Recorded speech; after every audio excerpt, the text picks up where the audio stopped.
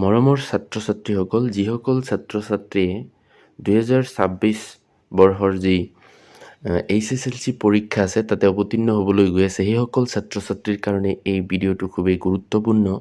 যে যিহেতু ছাত্ৰ-ছাত্ৰীসকলৰ যিকেইটা মেইন ছাবজেক্ট ইংৰাজী, গণিত, বিজ্ঞান, সমাজ বিজ্ঞান, এইকেইটাত দুটা থাকে, এটা OMR শ্বীটত 45টা MCQ প্ৰশ্নৰ উত্তৰ দিব লাগে আৰু 45 নম্বৰ বহীত লিখিব লাগে আৰু 10 নম্বৰ প্ৰেক্টিকেল থাকে। তো বহুতো পৰীক্ষাৰ্থী আচলতে 2025 বৰ্ষত যি পৰীক্ষা পদ্ধতি আছে তাতে অলপ পৰিৱৰ্তন অনা হৈছিলে, অৰ্থাৎ কুৱেশ্যন পেপাৰ যে আছে তাতে সেট হিচাপে দিয়া থাকে ABCD।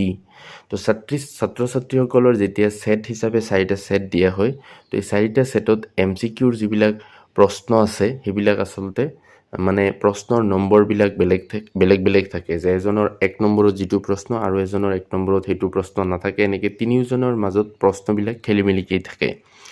তো এই পৰিৱৰ্তন অনাৰ ফলত 2025 বৰ্ষত বহুতো পৰীক্ষাৰ্থীয়ে আচলতে OMR শ্বীটত প্ৰশ্ন উত্তৰবিলাক কৰিছিলে ঠিকেই, কিন্তু বহুতো ছাত্ৰ-ছাত্ৰীয়ে পৰীক্ষাত মানে উত্তীৰ্ণ হ'ব পৰা নাছিল বা ফেইল কৰিছিল। তাৰ কাৰণ আছিলে এটা মূলতঃ। তো সেইখিনি মই ইয়াতে আলোচনা কৰিম। ছাত্ৰ-ছাত্ৰীসকলে শেষলৈকে ভিডিঅ'টো চাবা আৰু তোমালোকৰ লগৰীয়া যিসকল আছে তেওঁলোকলৈও এই ভিডিঅ'টো শ্বেয়াৰ কৰিবা, যাতে সিহঁতেও জানিব পাৰে। তো মই ভিডিঅ'টো আৰম্ভ কৰিছোঁ। তো OMR শ্বীটত যিটো দিব পৰীক্ষাত, সেইটোত আচলতে এনেকুৱা ধৰণৰে থাকে, ইয়াতে কিছুমান বস্তু লিখাই থাকে, যে ছাবজেক্ট কোড বা নেম আৰু কেণ্ডিডেটৰ নাম থাকিব, ৰোল নাম্বাৰ আৰু ৰেজিষ্ট্ৰেশ্যন নাম্বাৰ, চেণ্টাৰ নাম, এইকেইটা থাকিব।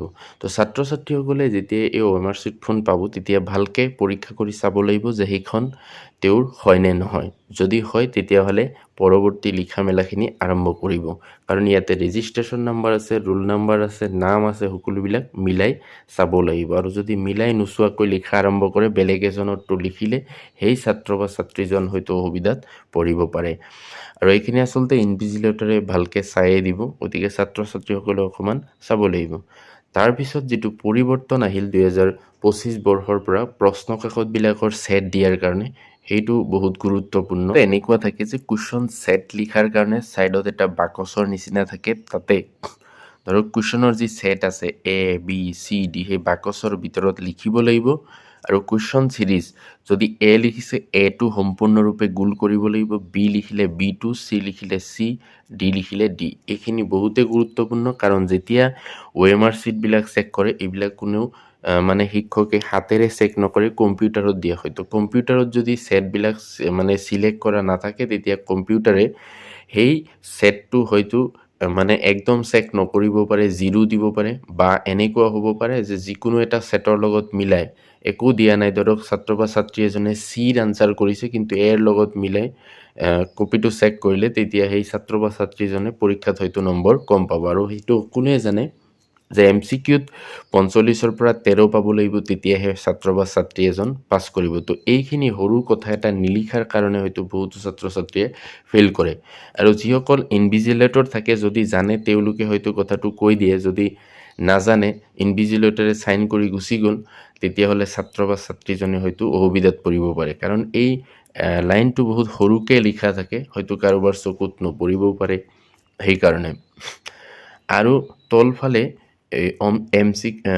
OMR শ্বীট যিটো আছে তাত আৰু এটা কাম আছে, ছেটটো লিখাৰ পিছত ছাত্ৰ-ছাত্ৰীসকলে চাব লাগিব যে OMR শ্বীটৰ তলৰ ফালে এনেকুৱা থাকে, full signature of the candidate with date. তো সেই ঠাইডোখৰত ছাত্ৰ বা ছাত্ৰীজনে নিজৰ নামটো সম্পূৰ্ণৰূপে লিখিব লাগিব, আৰু ডেট বা তাৰিখ, যিটো তাৰিখত পৰীক্ষাটো হৈ আছে সেইটো ভালকৈ লিখিব লাগিব। আৰু যিটো সুফালৰ ঘৰ আছে তাতে কেণ্ডিডেটসকলে যাতে ছিগনেচাৰ নকৰে, কাৰণ তাতে ইনভিজিলেটৰ যিজন থাকিব, যিজনে পৰীক্ষাৰ ডিউটি দিব, তেওঁহে চাইন কৰিব সম্পূৰ্ণ বস্তুখিনি চাই পেলাই। আৰু কিছুমান কথা ইয়াতে জনাই দিছোঁ যে OMR শ্বীটৰ বিষয়ে, যে OMR শ্বীটটো আচলতে ছাত্ৰ বা ছাত্ৰীসকলে কেতিয়াও ফল্ড কৰিব নালাগে, ভাঁজ কৰিব নালাগে। লগতে প্ৰত্যেকটো প্ৰশ্নৰ বিপৰীতে মাত্ৰ এটা বিকল্পহে বাছনি কৰিব লাগে, এটা গড়হে গোল কৰিব লাগে। এটাতকৈ বেছি যদি গোল কৰে তেতিয়া কম্পিউটাৰে সেইটো চেক নকৰে বা সেই উত্তৰটো ৰিজেক্ট হ'ব। বা এটা লিখিলে এতিয়া যদি উত্তৰ বেলেগ হয়, হোৱাইটনাৰেৰে কাৰেকশ্যন কৰি নতুনকৈ লিখে, সেইটো আচলতে কৰিব পৰা নাযায়। মানে এবাৰ লিখাৰ পিছত সেইটো ক্ৰছ মাৰ্ক দি কাটিলেও নহ'ব, হোৱাইটনাৰেৰে কাৰেকশ্যন কৰিলেও আৰু নহ'ব, কাৰণ এবাৰ লিখাৰ পিছত সেইটো একদম ব্লক হৈ গ'ল, এইটো আৰু একো কৰিব নোৱাৰে ছাত্ৰ ছাত্ৰীসকলে। আৰু এই OMR চিটত কোনো ধৰণৰ হিচাপ নিকাচ বা অন্য লিখা মেলা একো কৰিব নোৱাৰিব। এইখিনি কথা ছাত্ৰ ছাত্ৰীসকলে ভালকৈ মনত ৰাখিব লাগিব। আৰু ইয়াত যি 45টা প্ৰশ্নৰ উত্তৰ আছে, জানিলেও যদিও নাজানে তথাপিও সেইখিনি কৰিলে যদি উত্তৰটো হৈ যায় নম্বৰটো পাব। গতিকে সকলো ছাত্ৰ ছাত্ৰীয়ে সময়ৰ ভিতৰত, অৰ্থাৎ প্ৰথম যি 1.5 ঘণ্টা সময় থাকে তাৰ ভিতৰত এইটো সম্পূৰ্ণৰূপে শেষ কৰিব লাগিব।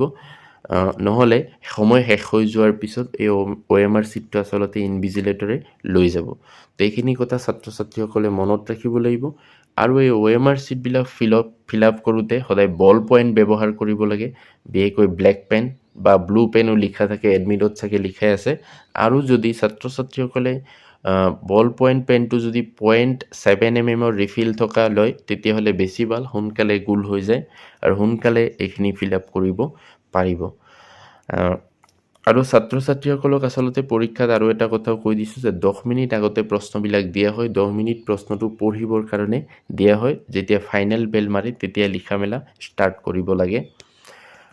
তো এইখিনি আছিলে গুৰুত্বপূৰ্ণ কথা। আৰু যিখিনি দীঘলীয়া প্ৰশ্ন উত্তৰ থাকে সেইখিনিও বহুত গুৰুত্বপূৰ্ণ, কাৰণ MCQত 45ৰ পৰা 13, আকৌ সেইটোতো 45ৰ পৰা 13 পাব লাগিব। গতিকে সেইখিনি উত্তৰ লিখাৰ ক্ষেত্ৰত যথেষ্ট গুৰুত্ব দিব লাগিব, অন্যথা ছাত্ৰ বা ছাত্ৰী এজন ফেইল কৰিব পাৰে। তো এইখিনি আছিলে আগন্তুক HSLC পৰীক্ষা দিব লগা প্ৰাৰ্থীসকলৰ কাৰণে গুৰুত্বপূৰ্ণ কিছুমান কথা। ভিডিঅ'টো ভাল লাগিলে লাইক এটা কৰি দিব। Thank U.